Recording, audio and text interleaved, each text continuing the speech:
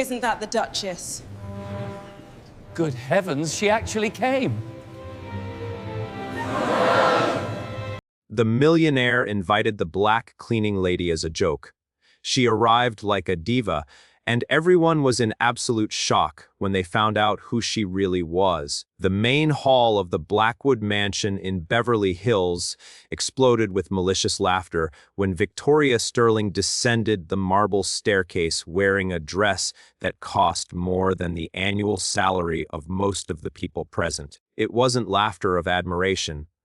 It was pure cruel mockery. Look who decided to show up. Richard Blackwood whispered to his guests, raising his glass of Dom P.A. Rignan champagne. Our dear cleaning lady, Victoria was 35 years old and never imagined she would one day step foot in that ballroom as a guest, even if it was a joke. For 2 years, she had cleaned every inch of that mansion, always invisible, always silent, watching those rich people treat each other with rehearsed falsehoods while treating her like furniture. The invitation had arrived 3 days earlier, delivered with a cruel smile she knew all too well. Charity gala on Saturday, Richard said, handing her the gold envelope. Dress code maximum elegance. You surely have something suitable in your wardrobe, don't you? The laughter of his friends echoed through the hallway. It was an obvious trap, an attempt to humiliate her publicly, to put her in her place in front of California high society. Richard had even invited social reporters to document what he called an educational moment. Let's make a bet, Richard said to his wife, Helena, as Victoria vacuumed the day before. 100 Zollausen, she doesn't have the nerve to show up, and if she does, she'll be the entertainment for the evening. Helena laughed maliciously. You're terrible, Richard. The poor thing will probably show up in something borrowed and feel so out of place that she'll leave within 15 minutes. But Richard Blackwood didn't know 2 fundamental things about Victoria Temps. First, she had grown up in halls like that long before she had to clean them to survive. Second, some storms don't destroy. They just teach you how to dance in the rain. As she walked through the hall under the mocking glances, Victoria kept her posture straight and her gaze serene, like someone carrying secrets that could turn that world upside down. Her steps were sure, calculated, as if each movement were part of a long rehearsed choreography. My God, she really came, whispered Patricia Weston, wife of a senator, to her friend. And look how she's dressed. Where did she get that dress? She probably rented it and will pay for it in 10 installments, replied Vivian Chambers, daughter of an oil magnate, trying to disguise her own insecurity with cruelty. How pathetic. What none of those people knew was that Victoria hadn't bought, borrowed, or rented that dress. She had simply gone back into her own past to retrieve it, a past that Richard would have done anything to erase if he had known it existed. Richard approached her, his chest puffed out with arrogance, surrounded by his billionaire friends. His confidence was sky high. After all, he had orchestrated this as a public display of power and social control. Victoria, what a pleasant surprise. I never doubted you'd come. After all, when a person like you receives an invitation to an event like this, a person like me, Victoria repeated, her calm voice cutting through the air like sharp silk. Go on, Richard. Finish your sentence. For a microscopic moment, something in her tone made Richard hesitate. There was a firmness there that didn't match the submissive woman he knew from the halls of the mansion, but arrogance quickly took over again. Well, someone who doesn't normally frequent this kind of environment. You must be feeling quite intimidated by all this elegance. Victoria smiled. Not a submissive or nervous smile, but something dangerously serene that made some nearby guests stop laughing instinctively.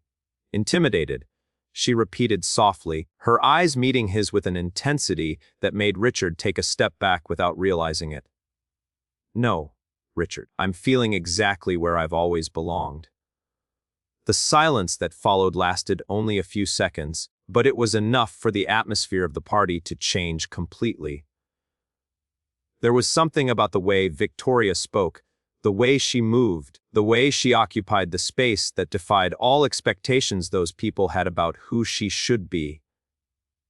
Richard cleared his throat, trying to regain control of the situation. Well, I hope you enjoy the evening. I'm sure it will be educational for you.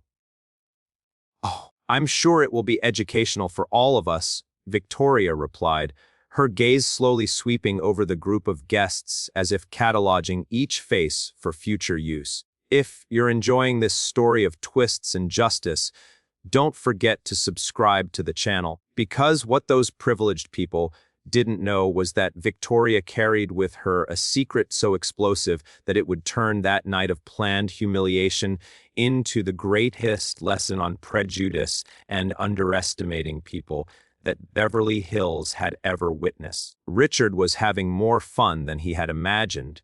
Victoria hadn't run away in embarrassment as he had expected. She remained there with that strangely confident posture that was beginning to bother him in an inexplicable way. Everyone, Richard announced loudly, tapping a silver spoon against his crystal glass to get the attention of all the guests. I'd like to introduce our special guest tonight, Victoria, our dedicated cleaning lady. Laughter echoed through the hall like cruel waves. Cell phone flashes began to flash as socialites took photos to post on their social media accounts with sarcastic captions. Richard, Helena murmured beside him, feigning concern. Don't you think you're being a little cruel? Cruel? Richard laughed loudly. I'm giving her the opportunity of a lifetime. When else would someone like her ever get the chance to attend an event like this? Victoria stood motionless in the center of the room, all eyes fixed on her. But instead of the embarrassment they expected to see, there was something disconcerting about her expression. A serenity that seemed to come from someone who had weathered far worse storms. Patricia Weston approached with her group of friends, all wearing poisonous smiles. Victoria, dear, tell me, how long did it take you to choose that dress? It must have been so challenging to find something suitable. Actually, Victoria replied with a calmness that made Patricia hesitate. This dress has a very special history. It belonged to my mother. Her mother.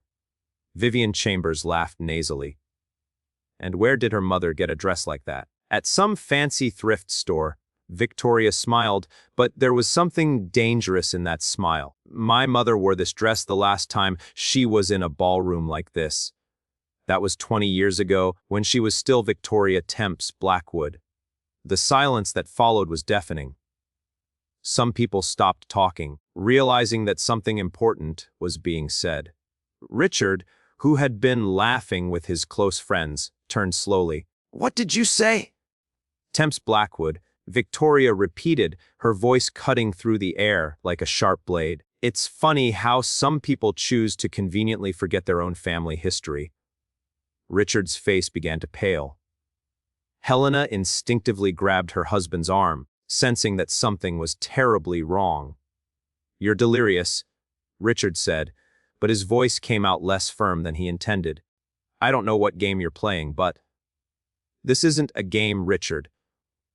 Victoria took a step toward him, and several guests instinctively backed away. It's history, our history. The history you tried to erase when you decided it was more convenient to pretend that certain people in our family never existed.